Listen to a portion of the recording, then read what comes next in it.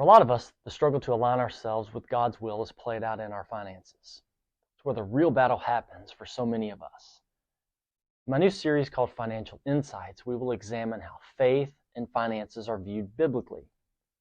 Of the more than 30 parables that Jesus told, 11 of them referenced money in some way. Now, Jesus didn't necessarily teach people on finances, but used money as an illustration since people put such a value on it. I've heard it said many times that if you show me your bank statement, I'll see where your heart lies. The late Billy Graham once said, "Tell me what you think about money, and I will tell you what you think about God, for these two are closely related." A man's heart is closer to his wallet than anything else. So how we handle money is important for people of faith, especially with all the cultural idols like materialism and individualism that surrounds us every day. In the Gospel of Matthew, chapter 6, verses 19 to 21, Jesus said, "Do not store up for yourselves treasures on earth, where moths and vermin destroy, and where thieves break in and steal. Store up for yourselves treasures in heaven, where moths and vermin do not destroy, and where thieves do not break in and steal. For where your treasure is, there your heart will be also." You know, my Christian faith is something that myself and my family hold near and dear to our hearts. When we understood that all things belong to God, it changed the way we viewed money. He intended for us to be stewards of His possessions, not the owners of them. Did you know that God's love language is obedience? Obedience is the only key that unlocks God's treasure of blessing in our lives. Obedience also leads to personal growth. Our obedience to Him isn't for His sake, but for ours. He truly knows what's best for us. I can speak from this firsthand on how being obedient to God can change your life. I was sitting in my church about 12 years ago when there was a sermon on money and debt and how a Christian should view money. The sermon revolved around the verse Deuteronomy chapter 8, verse 18, "You shall remember the Lord your God, for it is He who gives you the power to get wealth." Now, I knew about tithing and what it entailed, but at the time I didn't want to relinquish my money, or I didn't think I could afford to do it. That sermon really convicted me. I prayed about it. Shortly after that sermon, I began tithing. A couple of weeks later, I met the woman that I married. Now, I'm not saying tithe and you'll meet the person of your dreams, but I am saying that God's love language is obedience. When you become obedient, He can and will bless you. I'd been single for a long time, but I was very specific in what I wanted in a spouse. And God knew that. He knew that the one thing I wanted most in this whole world was a wife and to start a family. I was in my early 30s and single. Now, I know my wife was a gift from God because she checked every box of everything I prayed for. I believe God held out on me because I was holding back on Him with money and with obedience. Malachi 3:10 says, God actually promises to bless us if we faithfully tithe, and I can attest to that wholeheartedly. What is a tithe?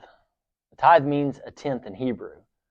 A tithe is a tenth of your income given as an offering to your local church. Tithing was about more than money. Giving to God was about a person's heart. It was one of the many ways a person could offer their lives and dedicate themselves to God. 2 Corinthians 9:7 says, "Each of you should give what you have decided in your heart to give, not reluctantly or under compulsion, for God loves a cheerful giver." So what if I don't go to church but still want to give 10%?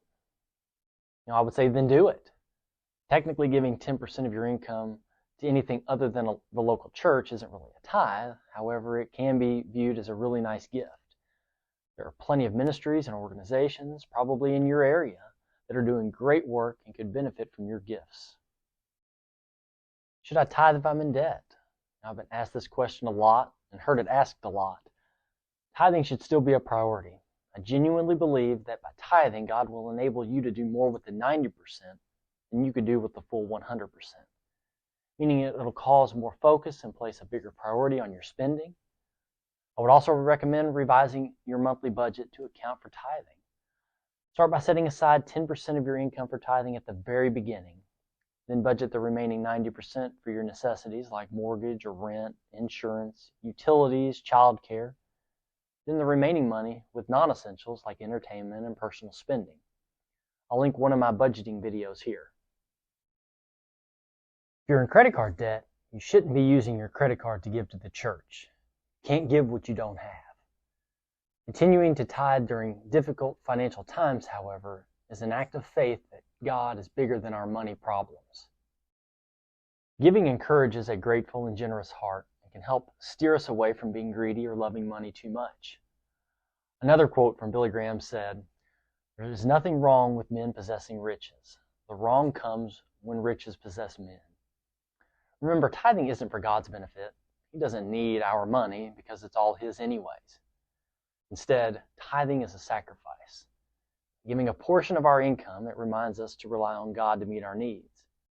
Did you know there are more than 2,000 scriptures as it relates to tithing, money, and possessions in the Old and New Testaments of the Bible? That's double the number of references to faith and prayer combined. Tithing is a consistent act that demonstrates that Christ is more important to us than material possessions. That's why almost all Christian financial experts list giving as the first category in a budget. They maintain that the reason for this approach is when you order your giving first, you're making your giving a priority instead of an afterthought. You're honoring God by giving your first fruits instead of your leftovers. I really hoped you enjoyed this video and got something out of it. I plan on having a series of these financial insight videos that will focus on faith and finances. If you like this video and want more content like this, please like and subscribe to this channel. It means a lot. Thanks for watching.